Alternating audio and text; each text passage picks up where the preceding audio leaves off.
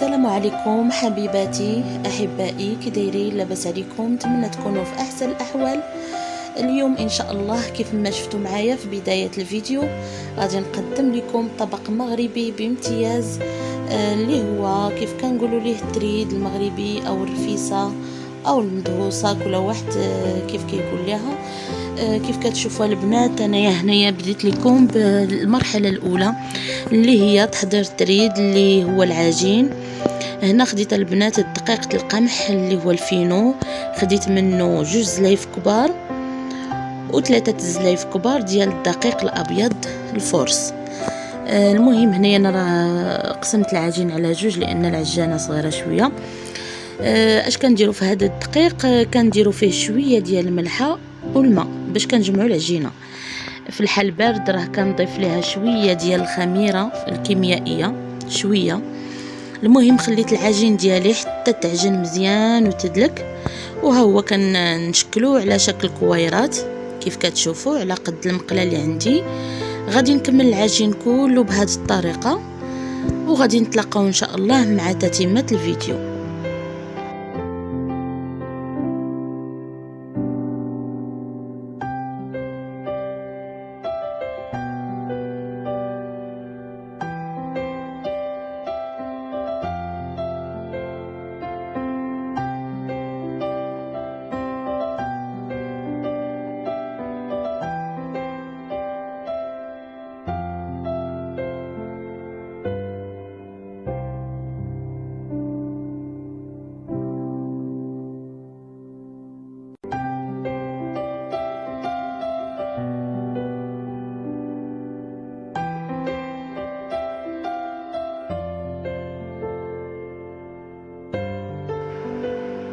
هنا البنات كيف كتشوفوا راني بديت كنسرحوا كويره، كنسرحوها مزيان تكون رقيقه، وكنحطوهم طيبوا على الجهتين، وكنبداو نسرحوا بوحده بوحده، وحنايا كنقلبوا كنحطوها كطيب. المهم البنات كيف كتشوفوا راه الطريقه سهله. ها نتوما صراحه انا كنخليهم حتى ياخذوا شويه اللون كيطيبوا، ما كنبغيش انا تريد اللي بيض. كاين اللي كياخذ التريد بيض بحال شكل ورقه البسطيله، انا الصراحه هذاك كيجيني بحال باقي خضر. المهم انايا كندير هذه الطريقه كيف كتشوفوا، كنخليه شويه ياخذ اللون كيطيب. غادي نستمر بهذه الطريقه ان شاء الله، ومنين نكمل غادي نوري لكم النتيجه النهائيه. هذا هو التريد ديالنا. شوفوا البنات كيجي رقيق وكيجي زوين. انا كنديرو نهار قبل وكنقطعو كنديرو في الثلاجه ولا في الكونجيلاتور، لا غد ليه ضروري غادي نفوروه كيف كتشوفوا. وهنا البنات غادي ندوز معكم المرحله الثانيه اللي هي مهمه. هنا خديت دجاجه درت ليها الابزار. المهم البنات هادو هما هذه التتبيله ديالي. انا درت الابزار، درت سكينجبير، وغادي نضيف الزعفران الخرقوم كيف كنقولوا الخرقوم عواد اللي مطحون. المهم الكميه ديال التوابل على حسب الدجاج اللي عندكم. هنا البنات ضفت انا شويه ديال راس الحانوت او المساخن شويه، المهم راه اختياريين اللي بغاهم يديرهم. وغادي نضيف هنا راه زدت شويه البزار جاني قليل هو سكينجبير، وغادي نضيف ضامه ديال الزعفران لانني ما كنتوفرش على الزعفران زغبه. البنات الا عندكم الزعفران الحر ديروه راه كيجي لذيذ احسن من هذا الضامه كيجي زوين.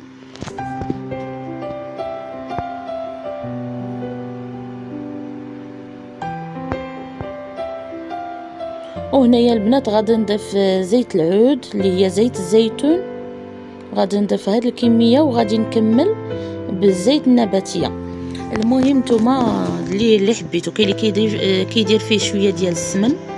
انا الصراحه ما درتش السمن حيت ما كياكلوش، ماني نضر بالسمن، كندير فيه زيت الزيتون فقط وشويه ديال الزيت النباتيه. وباقي غادي نضيف ليه ان شاء الله كيف كتشوفوا هاد الكركوبه ديال الثومه. انا راه درت 2 غنضيف الثانيه في الاخير. المهم كنضيف 2 هكا مسدودين. صراحه كيجي لذيذ البنات. هنا عندي البصل، خديت تقريبا 5 البصلات كبار ودرت ليهم هاد الطريقه، شلطهم على هاد الطريقه بالطول. غادي ندير هاد الكميه ديال البصل وغادي نردو فوق البوطه. هنايا البنات ضفت العدس اللي ديجا منقي وكيكون مرقد في الماء باش الا طاب ما يتفسخ ليناش وتبقى الجلده طالعه. وهنا ضفت واحد المعلقه ديال الحلبه لان ما كيبغيوهاش بزاف الصراحه. ممكن تستغني عليها كيجي لذيذ صراحه. درت معلقه. وهنا غادي نكمل الكميه اللي عندي ديال البصل بهذه الطريقه البنات، وغادي نديرو فيه الماء الكافي اللي فاش غيطيب لينا الدجاج ونسدو عليه.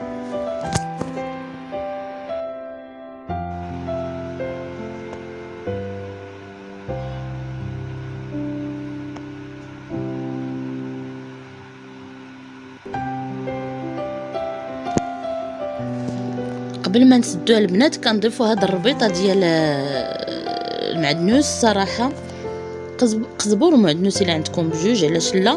وإلا ما كنتوش كتوفروا عليه ممكن ديروا غير القزبور يابس حتى هو راه كيجي لذيذ به، كيجي لذيذ الصراحه. المهم البنات كيف قلت لكم انا من قبل راه هذيك العجين ديك الورقه ديال التريد راه كنقطعها كنخليها في الثلاجه ولا الكونجيلاتور، ومنين كنبغي نسقيه راه كنفورها كيف كتشوفوا هنا الكسكاس كنفورها وكنبدا نحط بكميه وكنسقي باش ما يجيش ناشف. بهذه الطريقه البنات كندير كميه وكنسقي. البنات راني نسيت ما قلت لكمش راني درت الملحه لانها ما بانتش مع التوابل، راه من طبيعه الحال راه كنديروا الملحه وانتم كتذوقوا كتشوفوا القياس ديالكم. المهم غادي نستمر البنات بهذه الطريقه تنحط بطبقه وانا كنسقي، وغادي تشوفوا معايا الشكل النهائي. البنات راه كيجي لذيذ الصراحه، لذيذ واخا هي اكله شويه سخونه بزاف كتكلف في الشتوى بزاف، ولكن هذا ما كيمنعش نديروها حتى في الصيف وقت ما تشهيناها صراحه كتجي لذيذه. وهذه الى سميتو هذه الاكله عاوتاني راه معروفه بها منين كتكون عندنا شي نفيسه كنديروها لها نهار 3 ايام الصراحه كتجي زوينه. كنديروها نهار 3 ايام وكنديروا فيها الحلبه وشويه حب رشاد الصراحه كاع هذاك الشيء اللي كيكون سخون ايوا كنعرضوا على العائله وكنتجمعوا عليها الصراحه كتجي رائعه. وكنديروا حتى المساخن بالطريقه ديال الكاشير حتى هما كيجيو زوينين، كنقطعوهم كنزوقوا بهم الصراحه. انا هنايا اليوم راه درت غير البيض، زوقتها هي بالبيض وانا في الغالب الاحيان ما كندير كاع البيض كنسقيها هكا الدجاج مع هاد البصله ديالو صافي. هادشي اللي كندير في الايام العاديه في الدار. انا حبيت اليوم نضيف لكم شويه ديال البيض، ممكن تذوقوها بالطريقه اللي بغيتو، بيض السمان باي طريقه بداك اللي قلت لكم شنقول لهم مساخن على طريقه بحال الكاشير تا هما كتقطعوهم كتزوقوا بهم الصراحه كيجيو رائعين. انا كنحاول ما كنديرهاش سخونه بزاف، داكشي كله كنقصو لاننا كناكلوها في الايام العاديه. بالنسبه ملي كتكون شي نفيسه راه من طبيعه الحال كنديروا لها كل شيء هذا الشيء وكنعرضوا على الناس وكيجيو كياكلوها بالصحه والراحه. نتمنى البنات تعجبكم وجربوها راه كتجي رائعه جدا صراحه حقكم في الجنه. نتمنى تجربوها وتردوا عليا الخبر. المهم خليت لكم الراحه والهنا، ونتمنى تخليوا لي شي تعليق زوين وتقولوا لي اللي جربتها تقول لي كيف جاتها.